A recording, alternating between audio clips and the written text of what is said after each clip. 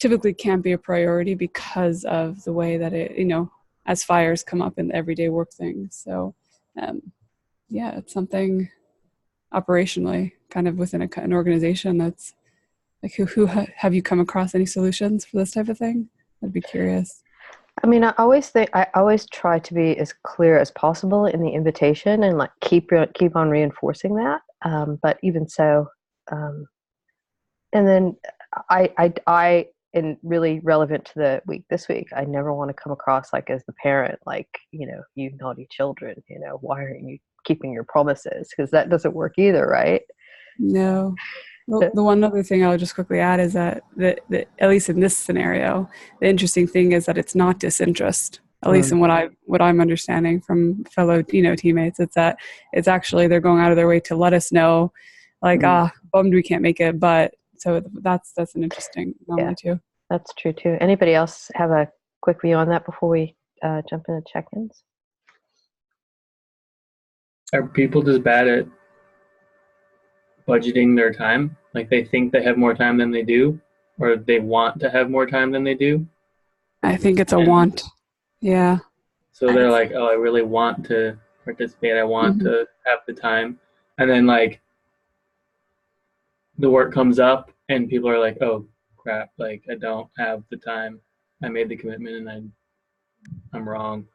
And this is, like Malky's saying, this is the first thing to go. Like when you're short on time, you just have to like not do stuff. And this is the first thing that people are like, I'm just not going to do that. Mary, you were going to say something? Oh, but then like naming, I don't understand why people don't name it or say, like if you're supposed to be somewhere because everyone's relying on you to be there, and then just not say anything, for me it's triggering. But I get the problem, and it's interesting to think about the design of it. Like, is if we adjusted the design, would it fit in better somehow in people's lives? So this morning, yesterday we invited everyone to join the next one, right? By sending out an email about the dojo on Tuesday, and then about the next course that's starting in October. And one of my compensation team colleagues, Rowan, said to me, I almost hit the sign up, but I didn't hit the sign up when I saw the level of commitment. And so there's some people who will like obviously not be able to make that commitment, but then some people maybe have the desire, so like such a strong desire that they'll overcommit and then be like, in the middle, because they can't actually manage, like you said, Josh, just manage or budget the time. So it's so true, because there's so many different emergent work streams that pop up and meetings that pop up that are relevant to, our jobs. And sometimes I don't feel like we even have the ability to say no to certain people if they ask us to show up at a specific time, if they're one of those individuals who has meetings for 10 hours a day, and it's kind of like, oh, well, we just have to work around them. But and I wonder if people look at this as almost like as an extracurricular, and therefore they don't have to show up, or there won't be repercussions or consequences that affect their pay or for like performance metrics. And I wonder if we presented it having different like levels of participation, just naming it, like chickens, pigs, and in Agile. What's the other? Is it just chickens and pigs? Yeah. Well, just identifying that in the beginning, like, yes, I'll show up for every single meeting, but I've overestimated, when we do a retrospective, one of the big things I want to bring up is I over expected my ability to do all the homework and really just kind of deep dive into that. And I'm realizing that now, and it doesn't feel that great, but it's like, okay, well, this is the problem. So how can we kind of fix it for next time? I think this is a really great conversation, and I'm appreciating it. Brian, why don't you go, and then let's check in, and then maybe can we come back to it, because I'm just feeling that anxiety of not checking in, but I'm loving the conversation. I'll keep mine brief then. I second the concept where people play with priorities, and extrinsic motivators can be interesting things. So one of the things that I think is really interesting, there's 2 experiments that were tried recently related to the concept of committing to something that played with extrinsic.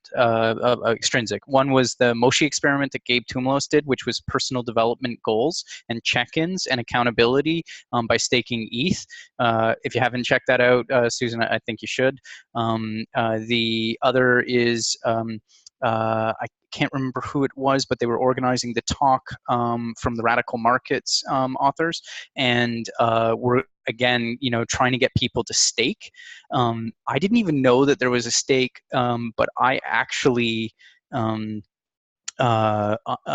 signed up and then had a personal conflict where I couldn't go, and I emailed, and did the apology sort of thing. And the thing I noticed was even that thought that there was a stake, there actually wasn't. They apparently dropped that part of things. But I normally will give my regrets, but I went above and beyond in my regrets, which was fascinating to me.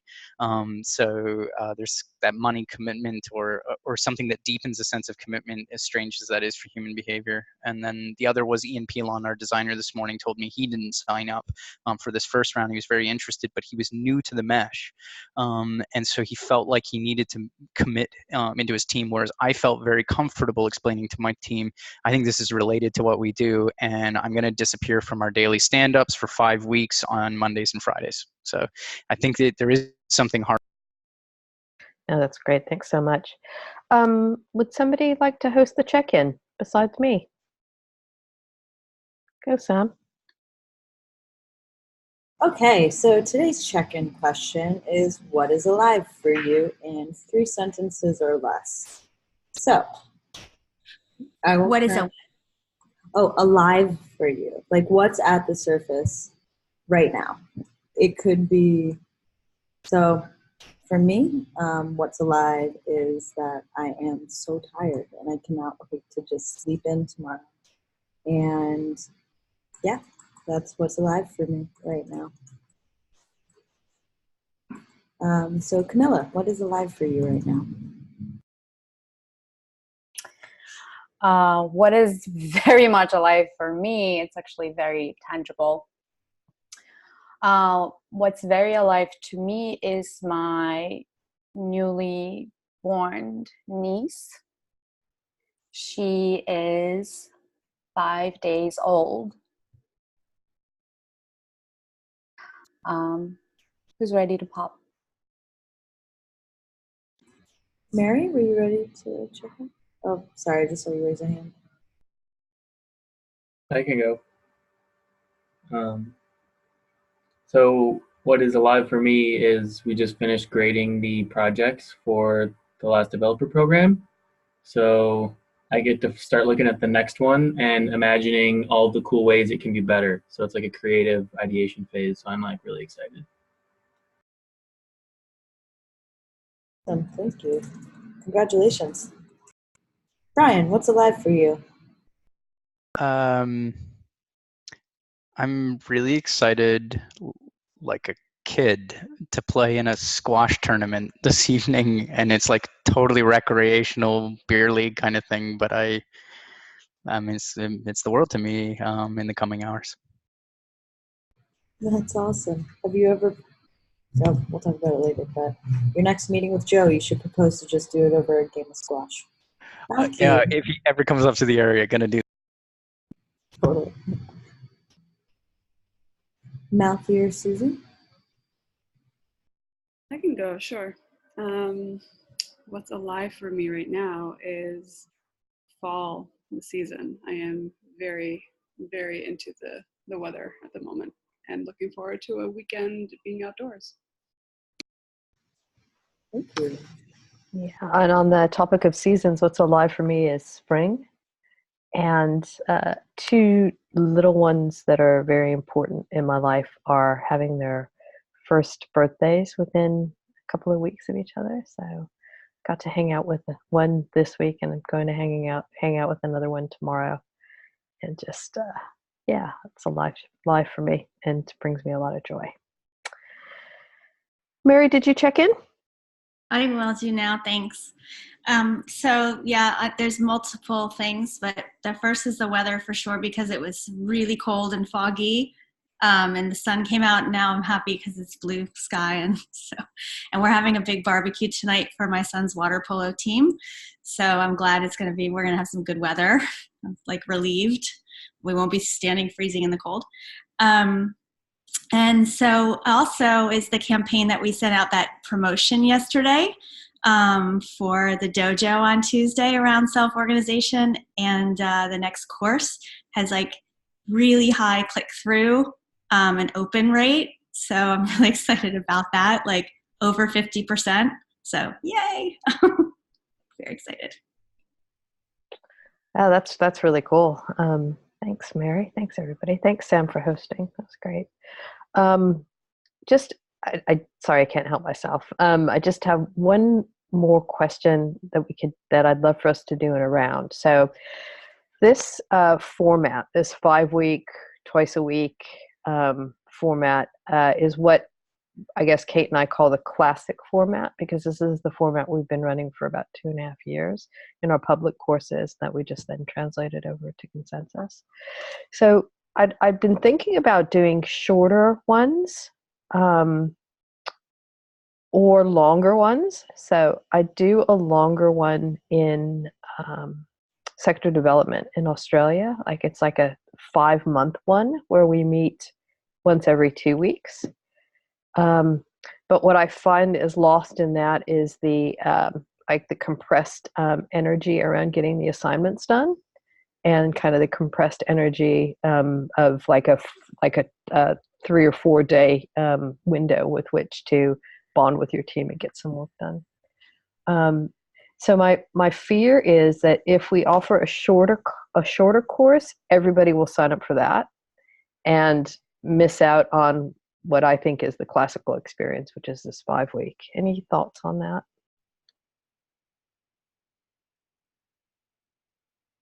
Brian?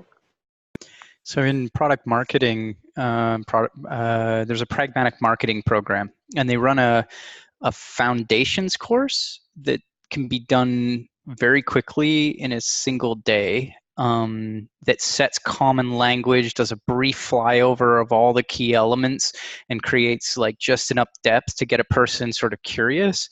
And then what that does is it pulls them into their environment. They have a whole bunch of different courses where each sliver you can go deep and do like a single day training against each one. It works really well for these busy product managers because they can pull one day out of their schedule, and they pay to go and participate, so they're also drawn to go. And then you can dive deeper as you need to into the different sections when it's relevant to you. An activity you're doing, you take the pricing one because you're like, we really need to solve pricing. And then they have an ecosystem similar, so you can do those things. So I mean, it's a format that I like. I'm done. I love that, actually. Do you think that you could do the 1 day immersive over Zoom, or do you think that would just be too much? I mean, I know that we could run it over Zoom, but the idea of doing a 1 day intensive sitting in front of your computer is, I'm not sure how I feel about that. Yeah, I mean, it's a fair question. I know that I know I personally would be comfortable with it. So I can only answer it from my personal basis. I feel like I'm on Zoom all day anyways, right now in this mesh, because I have an outward-facing role that connects with a lot of people in the mesh and senses what TMNT needs to be next. Yeah, I love that. I think I definitely want to try that, because I think that if it was a day, like if it was a 6-hour day or a 7-hour day, you could even build in time to do the group work in breakout rooms or something like that. So Mary, Sam, Malky, let's work on trialing something like that. Yeah, I have awesome. a lot of ideas around that because I've designed the 1 day thing before. Over Zoom? Yeah, no, not over Zoom, but recorded. Mm-hmm. Mm-hmm. Yeah, you can watch it on Creative Live. Cool. Yeah. Yeah, go Brian. Sorry, one last thought. I've been participating in this Teal mastermind group that your friend Brent's been doing in Toronto, and just as a concept of a follow-up to a material like this, I think there's maybe you guys are already thinking about this, but there's an opportunity for like follow-on peer groups and peer coaching, just so that you can keep it alive afterwards. Yeah, definitely. And I'd love to talk about that. Like, what would be most relevant for you?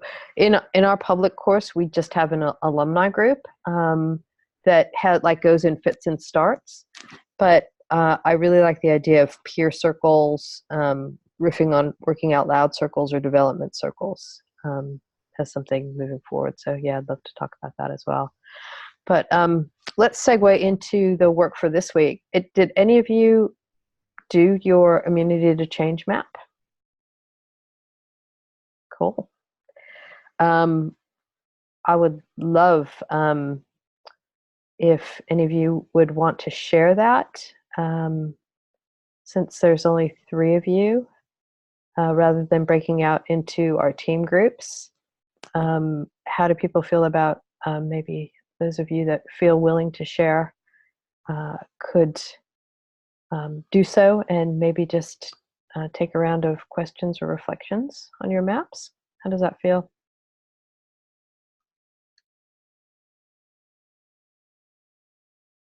Yeah, have the team drive.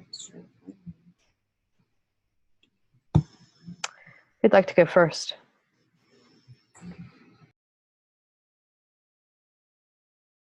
I can go first. Thanks, Josh. So I felt like I didn't totally get it, but I got some good information down, and it helped me think about some things. So it was a useful exercise. Can you share your screen if you've got it written down? That'd be really cool. Yeah.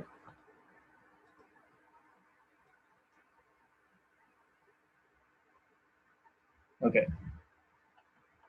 So my improvement goal is to get better at asking my teammates for help or requests. And this is kind of came from partly the Team Foundations course, because I've been asking my team to do like a team health check, and then kind of formulating initiatives to help our team improve on certain areas. And I feel like a burden on my team, I guess. Like, I don't want to tax their attention too much. I don't want to ask for too much, because I'm asking for time from 13 people, and I'm like concerned that if the exercise doesn't get anywhere, then it's kind of like time wasted. So I guess that all starts with asking for everybody's time in the right way and setting up the context appropriately. So actions to achieve my goal. I said I should probably just start making requests of my teammates, like practice doing it and getting feedback on how my team perceives my request. Like, just ping somebody one-on-one after the fact and be like, hey, what did you think of my request? Or do you have any advice on how to improve? And then also just like from my personal perception, understanding that I have insight for my team that's valuable, that they can benefit from, like not discounting myself too much. Give myself the chance to bring up these ideas for everybody. I don't know how that's like an actionable thing. It's just like a self-perception thing, I guess. And then behaviors that work against my goal. Like, I have a fear of rejection. Like, my ideas will just be put down, which it's not really founded. It's just like, I'm just scared of that, I guess.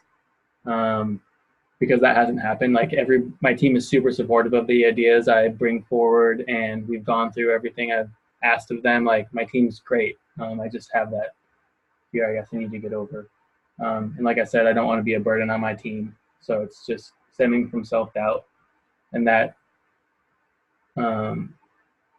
also goes in the worry box. I think it's the same. And then my assumptions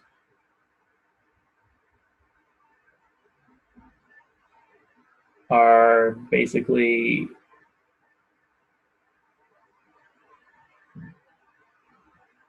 that my team, I guess I'm assuming that my I don't know.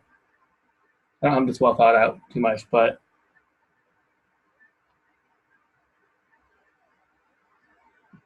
yeah, just what I have here, I guess. So yeah, that's what I've got. Yeah, thanks for that, Josh. The one thing that I just noticed is that worry box and behaviors that work against your goal. So behaviors that work against your goal might be things like, I don't ask for help, or I project what people are thinking, or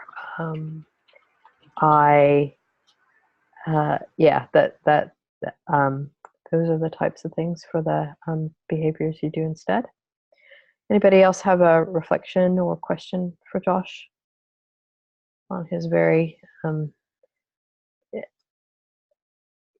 it's such a I want to say, and I don't want to belittle it by saying that it's common, but yeah, I mean, fear of rejection from our tribe is like at the bottom of so many things, so much of our immunity, right? Yeah, it's even like writing it down. I'm like, this isn't happening, but then just like telling you guys about it, I'm like really seeing that like these fears are not founded like on anything, because my team isn't like this, and I guess I just need to like really accept that, or I don't know, just continue to observe it, so I like really like hits home. I mean, one of the sort of next step from doing your immunity map is starting to create some little experiments so that you can disprove your hypothesis.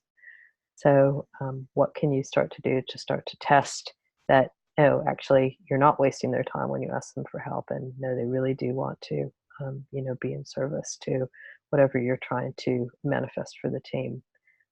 So that could be really interesting for you to do over the next week or so. What's one little thing that you could try to help, further disprove this this idea that this is the way they feel.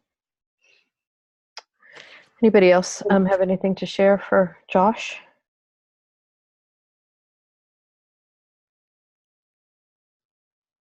Thanks for going first. Who'd like to go next? Go, Camilla. Yeah, I can go. I mean, it's always good to name things, right? Okay, so improvement goals are transition from parent-child to adult mindset in terms of communication. And then not having the knee-jerk reaction to put on the victim hat when I'm faced with, difficult situations. And not thinking that all fails are my fault. That's specifically at a workplace. And gaining more sober perspective on when I'm faced with difficult situations. And actions to achieve my goal: take the time to read articles shared here. Read Reinventing Organizations. Also read this book that was recommended, which I have. It's called Difficult Conversations. I can't remember by whom. And then do more research on holacracy. Understand what decentralization means to my circle. And, talk more to people within the mesh. About what all of this means to them, and of course making the time for all this research and team up with like-minded Meshians to work with. And behaviors that work against my goal: reacting rather than responding. That's what happens. That's what I find myself in. It's hard to. It's a habit that's very difficult to undo. And then assuming bad intentions, assuming that other people know what I know, jumping to conclusions without actually checking in, and also going below the line. Okay. Now my worry box. Lack of growth, incompetent, thinking that I'm incompetent, veering away from my OKRs, and not bringing in enough value, if any, to my team. Whoops, that's a mistake here. And then competing commitments, accomplishing personal goals, then finding balance between family, friends, and work. Right now, work is like kind of overpowering everything, which is fine for now. And then keeping the team aligned while also trying to build out our agreements that will dictate our, or hopefully will direct our culture and maintain its integrity. And the big assumptions is, I guess like behaviors where you kind of come together here, assuming that I'm not competent, and assuming that how I feel and what I know is what everyone, like assuming that like, that other people that I work with, like, who I am, how I feel, and what I think. So that's a big assumption. And that's that on my end. Thank you, guys. I've got a couple of questions. So first question is, what do you mean when you say going below the line? Oh, yes. So I learned this in one of the workshops that we took, and below the line is basically having this attitude that you cannot take any action in order to resolve a problem. So thinking that this is out of my hands. And when you, or at least when I decide that, I see the like there's a very clear difference between feeling above the line, thinking like, okay, what are the steps that I can take in order to improve this situation or this puzzle for myself, or for the atmosphere that I'm in and people that I'm surrounded by, versus this is out of my hands. I can't do anything about it. This will never change. So that's like, and that's below the line. I understand. Thanks. And I'm also curious about your responses or your actions, your things to try. I'm curious about your thought process there, that how or why reading and studying will help you with what I think are very specific goals around behaviors. So so the way that I learn is through reading and reflecting. And I often rely on materials. And because in my mind, for me, like books and readings, it really is someone sharing their perspective. And maybe there's something that I can learn from there. And I think that someone who spends a lot of time researching these topics and these books actually has expertise in this, and there's something that I can learn from there. So basically, long story short, I learn from reading and then reflecting and then taking it in. Yeah. Thanks. Anybody else have any questions or reflections for Camilla? Oh, I do. Camilla, I think it's awesome that you just used the below the line terminology. That's one of the first times that I've heard somebody organically in the mesh talk about using the framework in their own life. So it's really great to hear that.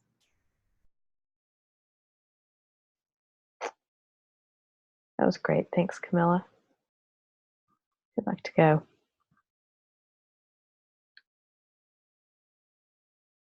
Go on, Brian. Could go. Just do the screen share. Is that visible to everybody? Yeah, it looks good. All right. So my improvement goal, as I kind of hinted in the Monday session, is an ability to remain calm and centered, or at least recenter quickly when in situations that deeply trigger me and old core wounds. Actions to achieve my goal. I started working on this by trying to do mindful meditation, concentrating on my breath for at least 20 minutes a day. I try to do more where possible or where inspired, and just recently starting to escalate to meditating in environments that can be challenging for me emotionally or stimulating. Um, Behaviors that work against my goal are clinging to old energy and memories, which I have a habit to doing. When I fear I'm seen as not enough, or I'm being rejected and shunned. So +1 to Josh's on that. That's a big one for me. And poor self-regulation and a willingness to sort of just rationalize and make excuses to avoid doing the work. So I'm pretty good at making excuses and not building habits. My worry box, I will become discouraged and quit when the next episode occurs where I become manic and ungrounded with a loved one. I'm worry that I'm constitutionally misaligned to meditation as a hyperactive individual and should instead be focusing on a different action like increased time exercising to pursue this goal. Competing commitments would be the work here at Consensus and the work at home as a father and as a husband and in those roles. Big assumptions that meditation is a key practice and transferable skill to being more calm in the face of real-time triggers.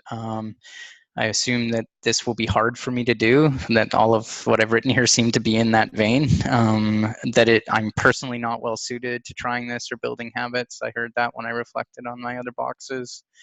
That I feel free, that I'll feel free and happy if I'm able to stay calm and centered when triggered. That's a huge assumption as to why I'm doing this. And that life will keep triggering me as it has in the past. So I gotta get prepared and get practiced for these situations.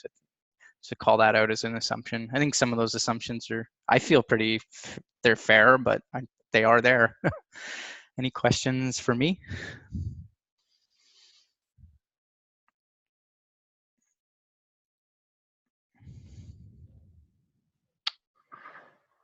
I'm really interested in this idea that you think you might be constitutionally misaligned to meditation, and that just doing more active exercise is better for you, because that just like stabbed me in the heart when I read that.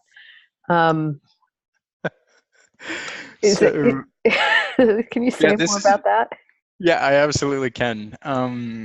So for about a decade now, I've had people who have mentioned, "Hey, dude, you should meditate," or you seem like someone where meditation would be great, or I'd go to counselors and then they would bring up meditation. And so it's been like a decade of feeling like meditation was flung in my face. And at first, when I always had this like repulsion curiosity relative to it. And it came from the fact that like the idea of sitting still and in calmness, like it actually scared the shit out of me 10 years ago when I first started contemplating the idea. And I am a high energy person.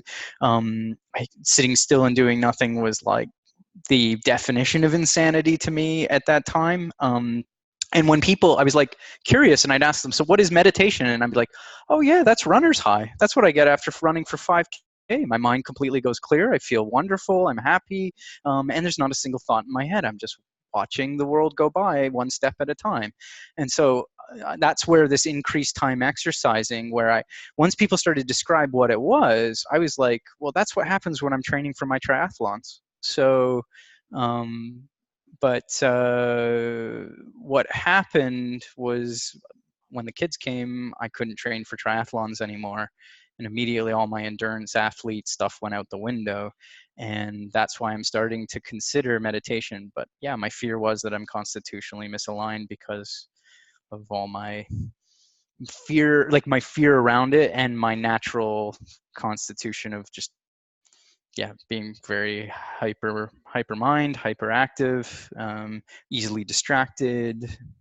But yeah, I'm starting not to believe that anymore, actually. So So is it a fear of not being good at it? Yeah, yeah.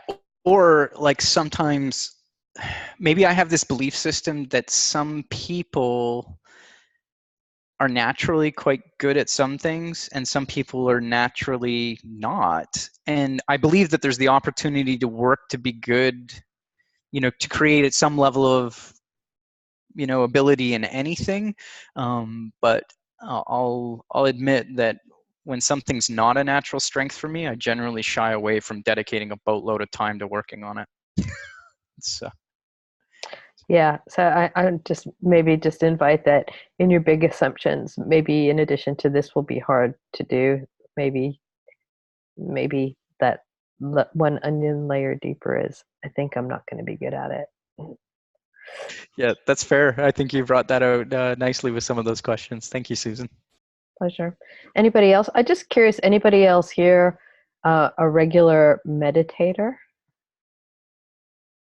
And I think they have a few different sponsors, but it's going to be all like Yeah. students. Brian, I just want to add, comment on what you said about maybe like feelings of peace during meditation. Because I've been meditating for like an hour a day for like almost 2 years. And like I almost never feel like peaceful. Like my mind is always going, and I still think like I'm so bad at meditating. Like I'm definitely better. Like I have more body awareness than I did 2 years ago, but like I still think I suck at it. And it's like that's what meditation is. It's not like being peaceful and calm, and it's just like watching whatever there is, right? So like I don't know. That's been my experience of it. Anybody else want to offer anything for Brian? Like, try different types. There's a lot of different types. Yeah. So Yeah. many different types, like dancing meditation. I would also just add in Brian. Walking meditation. I could really relate, but also it's really hard. Like meditating is not easy. So I think even if there's a way to try to reframe what you're telling yourself, where instead of like, I'm not good at this, or like that this is, or you said something, what did you write? Oh, constitutionally misaligned. If you could try to change that, because I'm trying to do this for myself too, where it's like, no, like this is actually really difficult to do, and you're not the odd one out for finding it so difficult. Just like almost like giving yourself the space to like struggle with it almost. But I related totally to what you were saying, because my mind doesn't shut off, and I know that it's helpful when I do lean it, like when I do make the time. Even just like when I finally realized even the breathing exercise part of it, right? Where like focusing on the in and out, like sometimes that's all I can focus on, but that does the trick. But it's not easy. So yeah, I related to that. I appreciate you guys sharing openly about your own practices. I think I wrote this as best I could from the frame of mind I entered starting my practice about a little over a month ago. And so it's really reaffirming to hear what you guys are saying, because I'm starting to notice some of the things that you mentioned as well. So I have experimented with some different types, like love kindness meditation was actually what got me in first, the guided meditation. I just freaking enjoyed that. It was a lot of fun. Josh, the way you described just observing and now being more conscious and aware of my body and my mind state, I've enjoyed that as well, even if it's chattering away for the full 20 or 30 minutes that I might be sitting there. It's just neat to watch it chatter, how long it takes to die out when it comes back. And so thank you all for just sharing that there's normalcy to what I'm experiencing. And the truth is I'm shifting how I feel about that constitutional misalignment. I think that there may be some natural gifts as well present, in that the ADD that has me hyperstimulated, I've found can also help me be hyper-focused sometimes. And so that's showing up a little bit as this practice has been evolving. But most of all, just please, thank you for sharing your own experiences honestly, and giving me another data point where I can go, cool, it's not strange what I'm feeling. Very cool, thanks. Brian, would you like to stop sharing your screen and invite somebody else? Yeah. Who would like to go next? I think Mary and Sam haven't gone yet. Am I correct? And Yeah, if it's okay, I want to opt out in sharing. I just want to do a little bit more thinking and go back to my map that I shared. It's in the folder, but I'm going to hold off for it now. Thanks, Sam. I'm actually curious if we're going to talk about the group part, the communications thing. I'm happy to share, but Yeah, if you're feeling anxious about that, Mary, why don't you segue us into that if that's important for you? Team observations. Yeah, why don't you lead that? Okay. I can share what we put together, what our team put together. Okay, there we go. And then, does anyone want the link, or are you fine just looking at the screen? Have you popped it into the Google Drive? Here. Okay, thanks. Mm-hmm. So, how we approached this? Well, we had a nice discussion, group discussion, but then we went in and like individually kind of just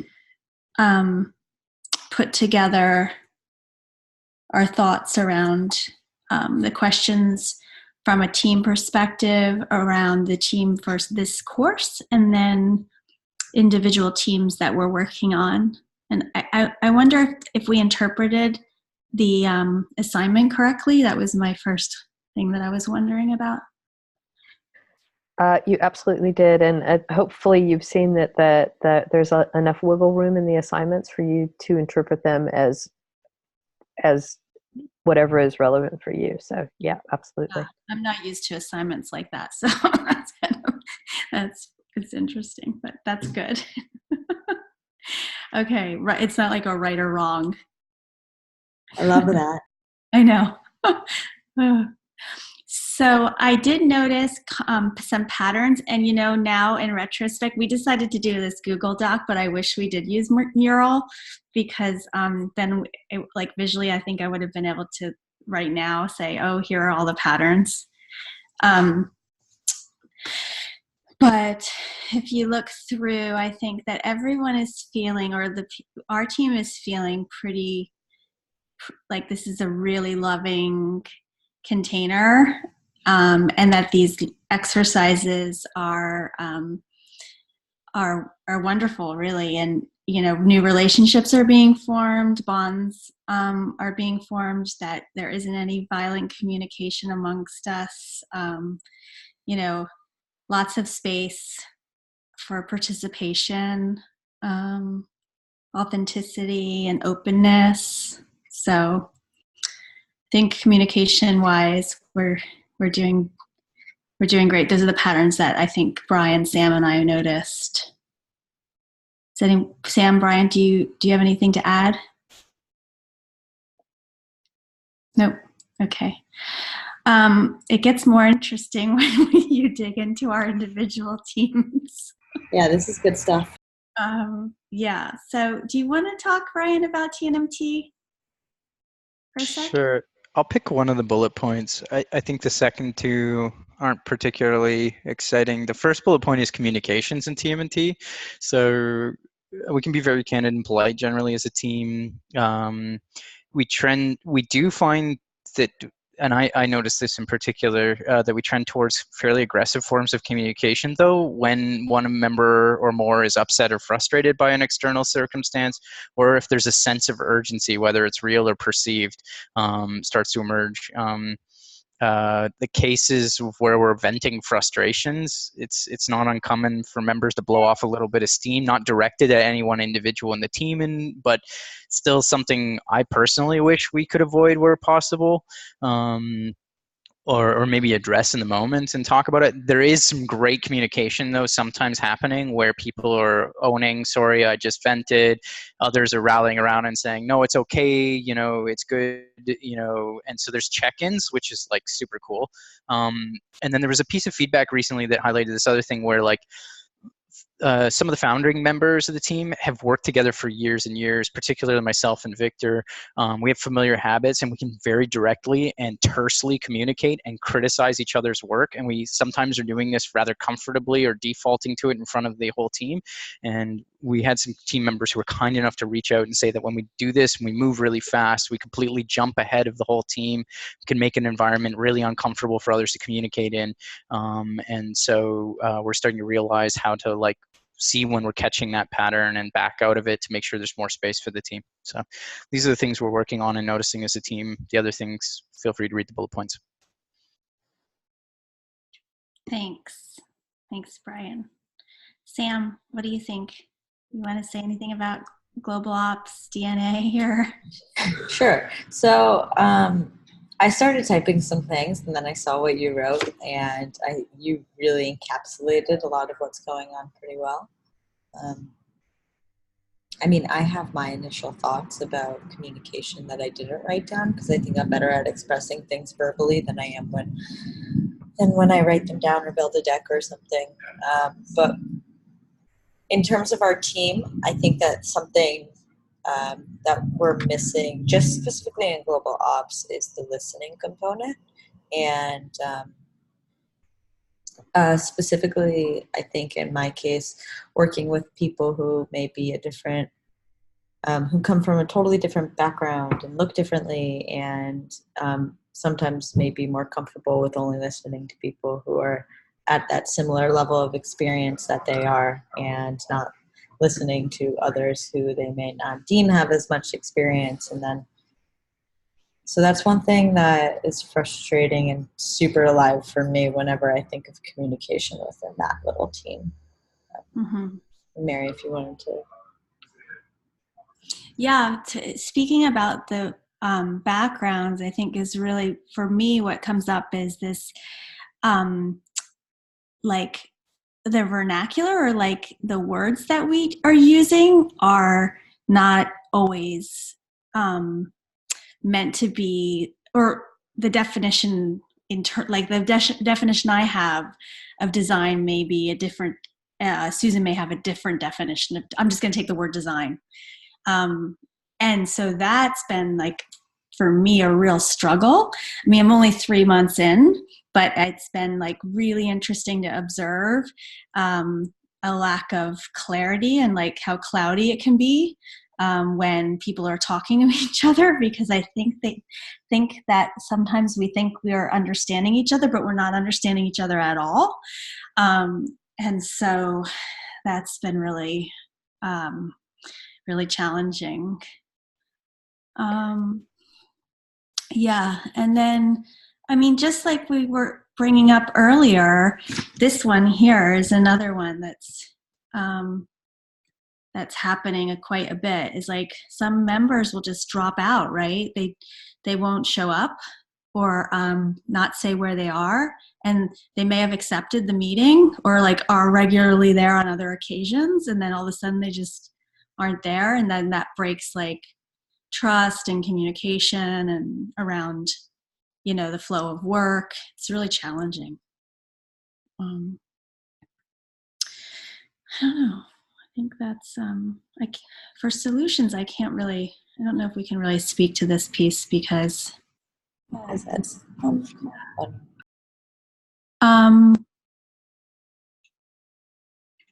so I'd love to hear from everyone else if any of these things, like what Brian brought up, or anything that Sam and I just brought up, are similar sorts of challenges, or that, do you identify with any of that?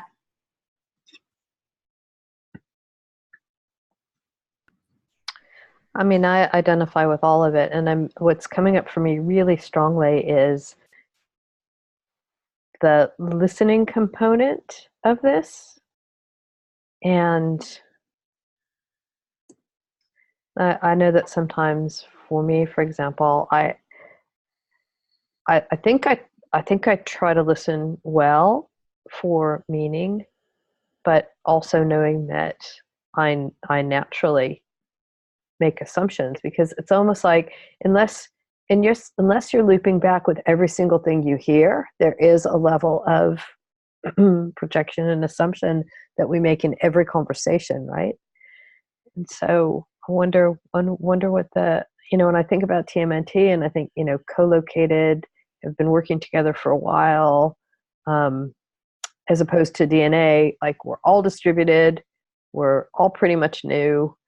We haven't had the opportunity or time to like be in each other's presence to start to get those both nonverbal and verbal cues so that we can figure it out. And it's hard. Yeah. I've wondered sometimes if there's even just, I feel like many people struggle with making space for people to ask questions, right? To get that clarity. I remember when early on in my career, so I'm a little bit insane where like I set like a really bizarre, like my own, what's the word, like self, no one's telling me to do this except myself, setting this level of like of perfection that I have to be at in a workplace, let's say, or even in something that like I'm supposed to be good at. And so I'm the person who very early on in my career would never ask the questions. I was like, I'm only going to ask if I really can't find it for myself. And I set up a pattern where on that end I became solidly someone like great to, I hope I would say great to work with because I wasn't bothering people. But as I grew up, I started realizing that even people who are excellent at what they do still ask questions. And it was just this weird like warp that I just had in myself, right? Where I was like, I decided that it wasn't okay to ask unless, because that's the kind of person I am. And so, for example, in DNA, even just listening to some of our own meetings, I realized like, no one asks enough questions, right? No one's asking for clarity. And I'll hear one person ask and it almost feels so off because she's the one person who is stating some of these things that seem obvious, but in a way I'm also like, oh, good for her that she's willing to do that. And so I'm learning, I know that that's something that I'm learning from where I hope going forward, if I have a question that I'll voice it, right? So that I don't make those assumptions, or so that I can work toward not making those assumptions.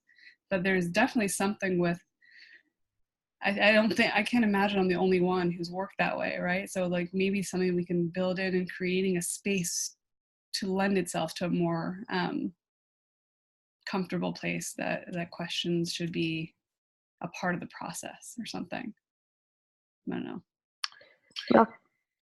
Malky, do you think that you trained yourself to shy away from asking questions because you thought it would make you look incompetent? Oh, absolutely. Yeah. It goes very strongly together with it, like a person, with being a perfectionist, wanting to come across a certain way, and but also very much that was as I developed, like growing up, wherever I picked that up from, I'm not sure, but yeah, absolutely. With all the plus ones, it seems like most people are feeling that way. So. Yeah, that's such a good point. I personally, I think that a lot of times, because of the way that our society is even structured, there's certain forums. Like if you're in a certain forum that doesn't really foster education and explanation to everybody, no matter like how dumb the question is, it'll personally make a lot of people just kind of feel bad about themselves that they don't know the answer. In a room with a bunch of, and they're all talking solidity or something along those lines, and I don't even know what they're talking about, I will just stop talking altogether and then just get completely lost. Because if I do ask, sometimes people will be frustrated and pull the whole, we went over that, you didn't read the notes? It's like, well, that's not how I learned. So yeah, that's really interesting too. Mary, would you like to stop sharing? We've got a minute left. Yeah, again, I love these Friday calls. I think they're super rich. It's like I could keep going for another couple of hours, but it's Friday afternoon for you guys. Would somebody like to offer a checkout question?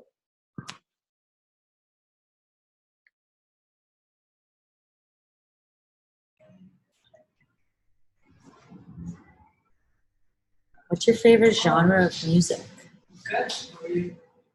I will start.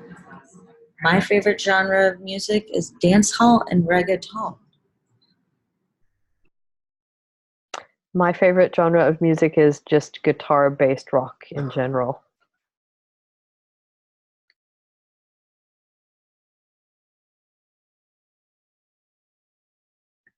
I don't think I have a favorite genre. I like so many different things. I'm with Mary. So many different things, but a bass line that always flows through is traditional classical music. Same for me. My selection is all over the place. But you know, my go-to that never fails is the Cranberries. So I don't know what genre that is.